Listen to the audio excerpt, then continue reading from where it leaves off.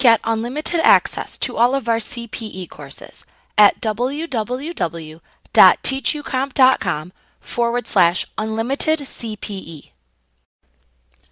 Chapter 1. Rental Income and Expenses. In this chapter, we will examine rental income and expenses. Generally speaking, a taxpayer must report all rental income and may deduct out-of-pocket expenses each year.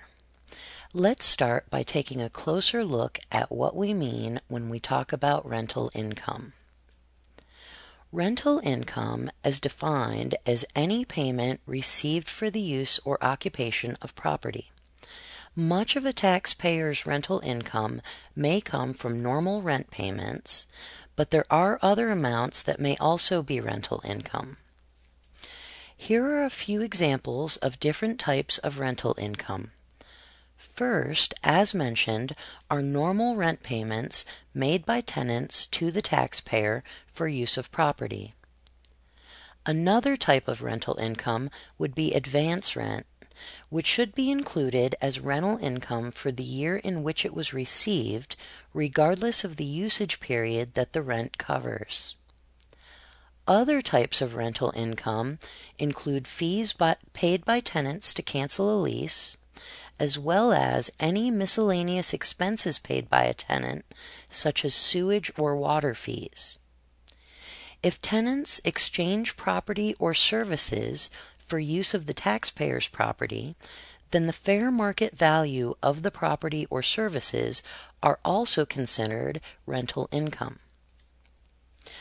Two less common examples of rental income would include the following.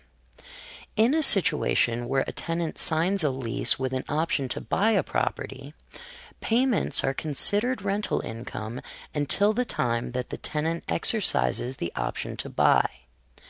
Afterward, payments are considered part of the purchase price of the property.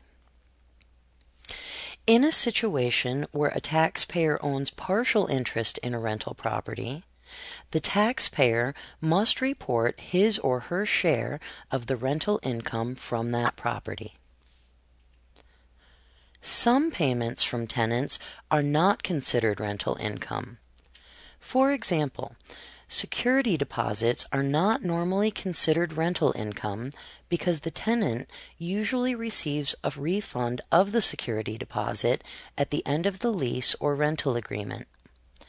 In a situation where a taxpayer keeps some or all of a tenant's security deposit because of the tenant's failure to live up to the terms of the lease, the amount kept must be reported as rental income. If the entire security deposit is returned to the tenant, none of that amount should be reported as rental income. Like what you see?